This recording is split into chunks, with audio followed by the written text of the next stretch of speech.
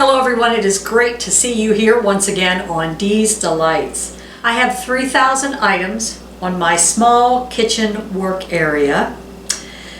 This recipe is so simple, but yet it takes a lot of ingredients. And I have every imaginable measuring cup out, measuring spoon, and I betcha I'll still have to go searching for one. That's just the way it is. So tonight I want to make a sweet cranberry apple bread, and I hope you like it. So let's get started. For the bread portion, you are going to need 2/3 cup vegetable oil, 1 cup of sugar, 2 eggs, 2 teaspoons vanilla extract, 1 3/4 cups flour, 1 teaspoon baking soda, 1/4 teaspoon of salt, 1 teaspoon cinnamon, 1 cup chopped apples. She wants those peeled and cored, and she wants them chopped into about 1/4 inch squares. 1 cup of halved fresh cranberries. I could not find fresh cranberries, so what I'm going to do is use 3/4 cup of sweetened dried cranberries. So I'm going to have to substitute that in this. 1/4 cup of flour, and we're going to set that aside to be mixed up with the fruit. So let's get started. Then a little bit later we'll do the crumb topping and the delicious powdered sugar icing. But I'm really excited this evening. Do you want to know why? Because I got my apple core. It came today. I have 1 little apple I can core. After I made apple butter the other evening, I thought, you know what? I got to get up with the times. I got to get an apple core. And by golly, Amazon came. So I'm so happy and thrilled to be able to use it on this 1 little apple tonight. So let's get ready. It says preheat oven.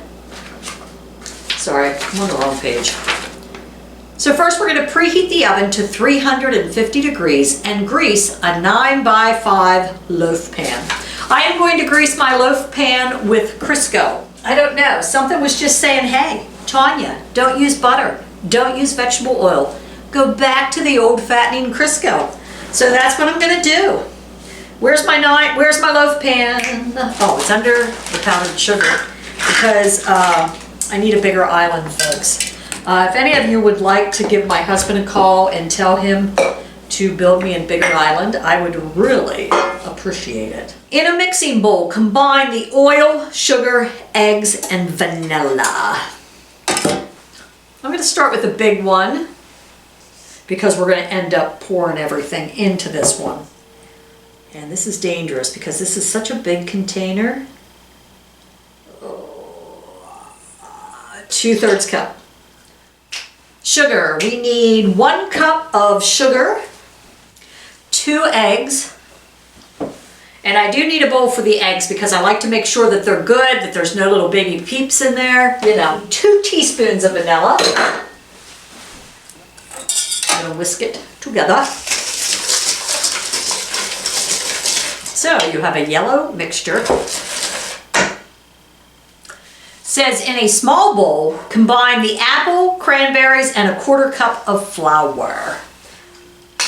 First, I am going to peel the apple before I use my apple core because I have to have the core in order to peel the apple. Uh-oh. Didn't get the whole thing. Gonna try it again. Let's try this core thing here. Let's get it right in the center.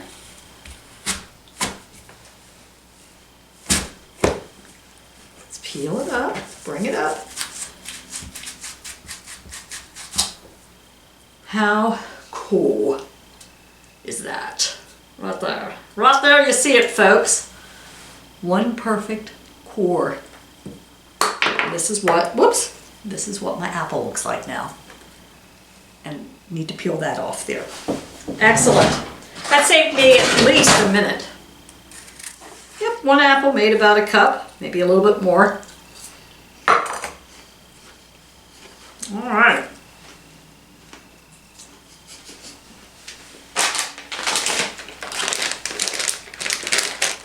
3/4 cup of sweetened dried cranberries, since I could not find fresh ones. In a separate mixing bowl, I totally forgot about that, we are going to combine the flour, soda, salt, and cinnamon. So we are going to need 1 3/4 cup flour, 1 teaspoon baking soda, 1/4 teaspoon salt, and cinnamon. We shall need 1 teaspoon of cinnamon. Then you're going to need a 3rd bowl. And in the 3rd bowl, we're going to put our chopped onions. In the 3rd bowl, we're going to put our chopped apples, peeled, cored, cut into 1/4 inch squares, and 1 cup of halved fresh cranberries, or 3/4 cups of sweetened dried, and 1/4 cup flour. So let's combine. And she says here the purpose of mixing flour with the fruit is so that it doesn't sink to the bottom of the pan, which makes sense. We're going to need more bowls, folks, to do the toppings. Okay.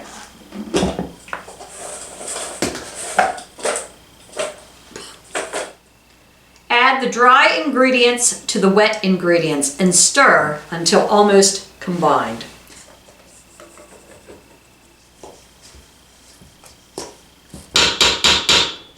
Let me just see what this tastes like. Has a good flavor. Add the fruit mixture and continue to stir until completely combined.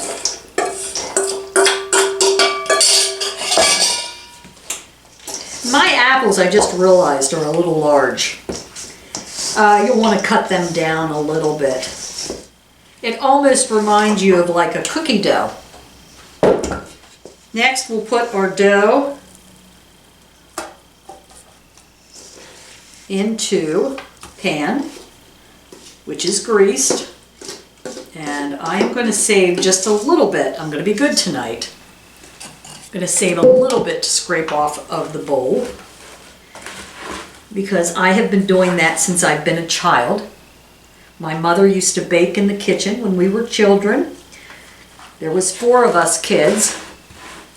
My mother didn't go to work, I think, until the oldest was 14. Luckily, she was able to stay home for numerous years, and we were blessed by that. But today, it's hard for people to be able to stay at home, one parent or the other, with just the way expenses are. But we were really blessed by having a mom that was able to be at home for a few years anyway.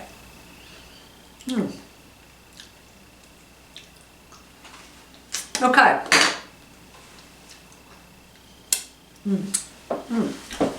So we're going to make the crumb topping. We're going to need 1/4 cup brown sugar. Also, you're going to need 3 tablespoons of butter melted. So go ahead and get that while I'm looking for my brown sugar. Well, I guess you guys aren't actually making this at the time, are you? I'm going to go ahead and melt it. 1/4 cup flour, 1/2 teaspoon cinnamon, 1/4 cup oats, and then we'll add our 3 tablespoons of melted butter. I'm just going to go ahead and mix this stuff together before I pour the butter in. That way I can get out the lumps. Tell you what, the best way to get out lumps is just to squeeze it out. Da da da da da da. So what you can do while you're waiting for the butter to melt is just clean out the bowl. That's good. Maybe we shouldn't bake it. We should just eat it like this.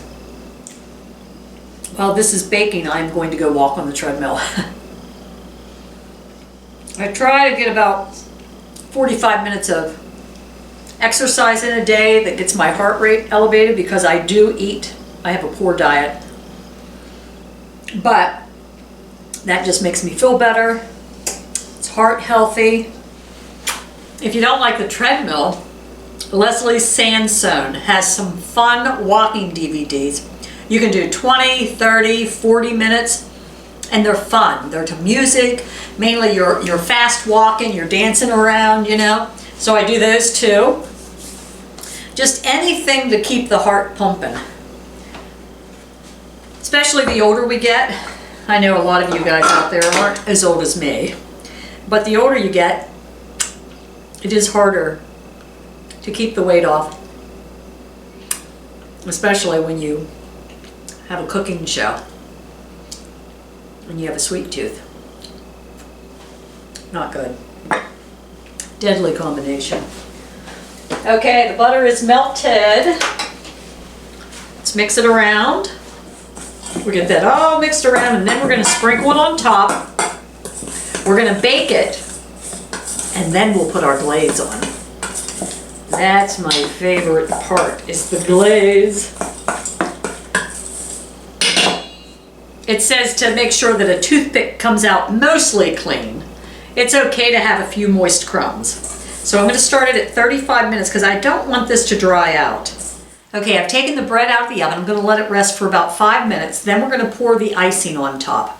Now, I don't know if you guys would be noticing something different. If you look around the kitchen, what is different than before? My pan size. I tried baking that loaf of bread in that 9x5 pan. It just was not going to cook in the center without the outer edges getting dark.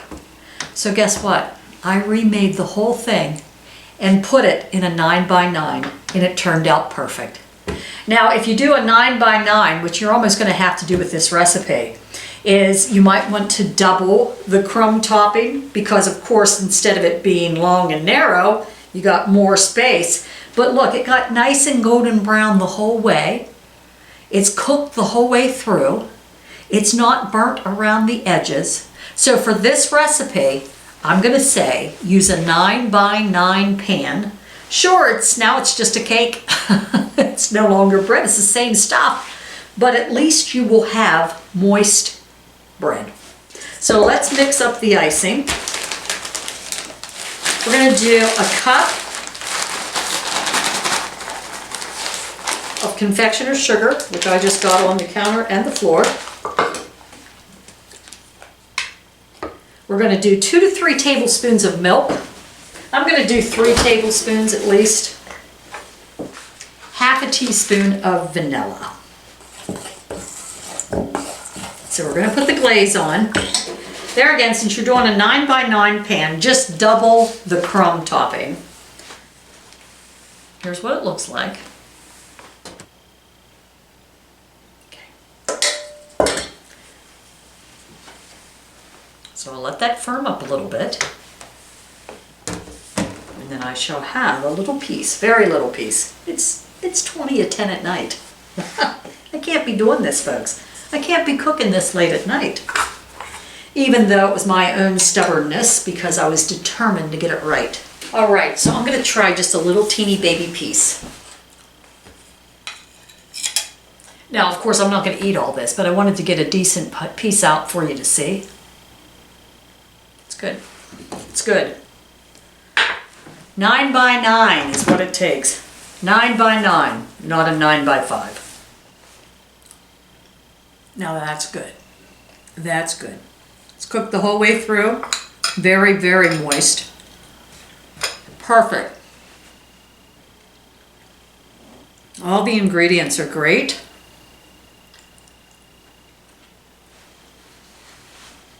I can't have the rest of that. It's too late at night. I'm tempted. Let me go see if Doug wants some. He's in bed. I tell you what, I'm glad I made it again because it is fabulous. It's not raw in the middle and it's not hard on the ends. 9x9, perfect, perfect. So I thank you for joining me here once again on Dee's Delights. And if you're a YouTube follower, don't forget to hit the subscribe button. Have a great week, everyone.